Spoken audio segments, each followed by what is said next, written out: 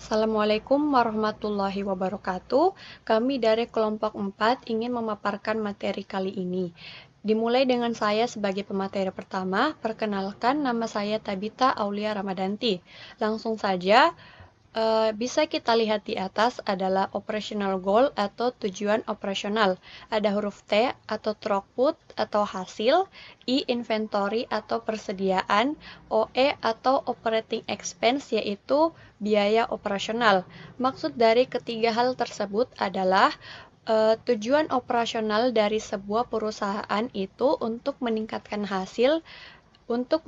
hasil sekaligus mengurangi persediaan dan biaya operasional. Selanjutnya ada dependent event and statistical fluctuation atau peristiwa dependen dan fluktuasi statistik. Istilah dependen merujuk pada urutan proses. Jika suatu proses mengalir dari A ke B ke C ke D dan setiap proses harus diselesaikan sebelum meneruskan ke langkah berikutnya, maka B, C dan D adalah peristiwa yang bergantung. Kemampuan untuk melakukan proses selanjutnya tergantung pada yang sebelumnya. Fluktuasi statistik mengacu pada variasi normal tentang rata-rata atau rata-rata.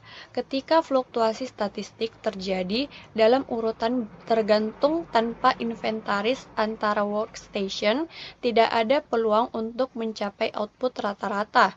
Ketika satu proses memakan waktu lebih lama dari rata-rata, proses selanjutnya tidak dapat memenuhi waktu. Saya akan menjelaskan mengenai waktu pemrosesan dan penyelesaian proses A ke proses B. Yang pertama itu proses A, item number pertama, start time-nya dari 0 jam, processing time-nya 14 jam, finish time-nya 14 jam. Item 2, start time-nya 14 jam, processing time-nya 12 jam, finish time-nya 26 jam. Item 3, start time-nya 26 jam, processing time-nya 10 jam, finish time-nya 36 jam. Item 4, start time-nya 36 jam, processing time-nya 8 jam, finish time-nya 44 jam. Item 5, start time-nya 44 jam, processing time-nya 6 jam, finish time-nya 50 jam. Rata-rata processing time-nya itu sebesar 10 jam. Sementara pada proses B, item pertama start time-nya 14 jam, processing time-nya 10 jam, finish time-nya 24 jam. Item 2, start time-nya 26 jam, processing time-nya 10 jam, finish time-nya 36 jam. Item 3, start time-nya 36 jam, processing time-nya 10 jam, finish time-nya 46 jam. Item 4, start time-nya 46 jam, processing time-nya 10 jam, finish time-nya 56 jam. Item 5, start time-nya 56 jam, processing time-nya 10 jam, finish time-nya 66 jam. Jadi rata-rata processing time-nya itu sebesar 10 jam. Bisa kita lihat pada proses A, processing time-nya itu ada standar deviasi sebesar 2 jam. Sementara untuk proses B, processing time-nya itu konstan 10 jam. Assalamualaikum warahmatullahi wabarakatuh. Saya akan menjelaskan bottleneck. Jadi bottleneck ini adalah sumber daya yang membatasi kapasitas atau output maksimum dari proses. Jadi bottleneck ini merupakan kendala dalam sistem yang membatasi throughput. Ini adalah suatu proses dalam suatu manufaktur di mana dari aliran yang luas ke aliran sempit. Di situ terjadi proses hambatan yang disebabkan oleh terbatasnya sumber daya. Sumber daya itu dapat berasal dari sumber daya manusia atau sumber daya input lainnya. Sumber daya manusia disebabkan oleh terbatasnya kualitas dan kuantitas, serta sarana-prasarana pendukung lainnya. Jika tidak ada hambatan, maka kelebihan kapasitas yang ada dan sistem harus diubah. Kapasitas didefinisikan sebagai waktu yang tersedia untuk produksi. Terima kasih. Nama saya Inaya, akan melanjutkan materi presentasi dari kelompok kami. Materi selanjutnya mengenai capacity atau kapasitas. Jadi kapasitas ini didefinisikan sebagai waktu yang tersedia untuk melakukan kegiatan produksi. Nah, waktu yang dimaksud ini tidak termasuk dari proses perawatan dan waktu henti lainnya. Sebelumnya telah dijelaskan mengenai bottleneck. Nah, selain bottleneck terdapat pula non-bottleneck. Jadi non-bottleneck ini merupakan sumber daya apapun yang kapasitasnya lebih besar dari permintaan. Sebaliknya, kebalikan dari bottleneck. Kemudian, apabila bekerja secara terus-menerus, maka akan menghasilkan lebih dari yang dibutuhkan. Oleh karena itu, non-bottleneck tidak boleh bekerja secara terus-menerus. Kemudian, Capacity Constraint Resource atau CCR. Jadi, Capacity Constraint Resource ini merupakan sumber daya yang pemanfaatannya dekat dengan kapasitas dan bisa menjadi hambatan jika tidak dijadwalkan dengan hati-hati. Nah, maksudnya apabila utilitas mendekati kapasitas dan dapat menjadi bottleneck bila terjadi inefisiensi atau tidak diatur dengan baik. Misalnya, CCR mungkin menerima pekerjaan di lingkungan job shop. Nah, dari beberapa sumber itu, ini jadwal aliran mereka dengan cara yang menyebabkan waktu diam sesekali untuk CCR lebih dari waktu kapasitas tidak terpakai. CCR akan menjadi terhambat ketika gelombang kerja tiba di lain waktu.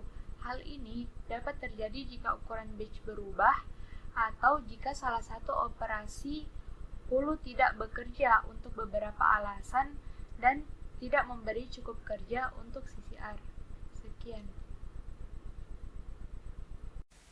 Baiklah, dalam slide ini akan dijelaskan mengenai dasar manufaktur globe. Proses manufaktur dan arus dijelaskan ke dalam 4 bagian yang sederhana. Deskripsi A menjelaskan produk mengalir melalui proses X atau bottleneck ke proses Y atau non-bottleneck kemudian menuju ke market. Deskripsi B menjelaskan hal yang sebaliknya, yaitu proses dimulai dari Y kemudian ke X dan kemudian ke market. Deskripsi C adalah proses X dan proses Y menciptakan sub perakitan yang kemudian dikombinasikan untuk memenuhi permintaan pasar. Dan deskripsi D menjelaskan X dan Y berdiri sendiri untuk memenuhi permintaan pasar masing-masing. Dalam artian X dan Y bersifat independen. Selanjutnya akan dijelaskan mengenai bagaimana sumber daya bottleneck dan non-bottleneck harus dikelola. Di sini terdapat 4 situasi yang berbeda. Gambar A menampilkan aliran bottleneck ke non-bottleneck. Produk mengalir dari X ke Y.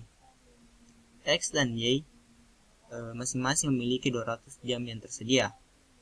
X mampu memproduksi 200 unit produk dari 200 jam. Artinya 1 unit butuh waktu 1 jam. Berarti kapasitas maksimal dari X ini adalah 200 unit. Sedangkan Y mampu menghasilkan 200 unit produk hanya 150 jam saja. Berarti masih ada waktu sisa yaitu 50 jam. Berarti satu produk membutuhkan waktu 45 menit. Berarti kapasitas maksimal dari Y ini adalah 267 unit.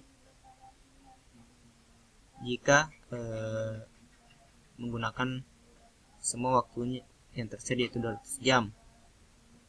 Berarti Y memiliki kapasitas yang lebih tinggi daripada X. Sehingga semua barang dari X ini bisa mengalir ke pasar tanpa ada hambatan. Selanjutnya itu gambar B. Gambar B adalah kebalikan dari A dengan Y ke X, di mana tadi X ke Y. Ini adalah aliran dari non-bottleneck ke bottleneck. Karena Y memiliki kapasitas 267 dan X memiliki kapasitas 200 unit, berarti kita harus memproduksi hanya 200 unit dari Y. Berarti hanya 75% dari kapasitas maksimal, agar persediaan dalam proses tidak akan menumpuk. Selanjutnya itu gambar C. Gambar C menunjukkan bahwa produk yang dihasilkan oleh X dan Y dirakit dan kemudian dijual ke pasar. Karena unit dari Y adalah komponen perakitan, X adalah hambatan dengan 200 unit kapasitas saja. Oleh karena itu, Y tidak harus bekerja lebih dari 75%, agar tidak ada akumulasi tambahan dari komponen. Selanjutnya yaitu pada gambar D menunjukkan jumlah yang sama dari produk X dan Y yang dituntut oleh pasar. Dalam hal ini produk adalah barang jadi.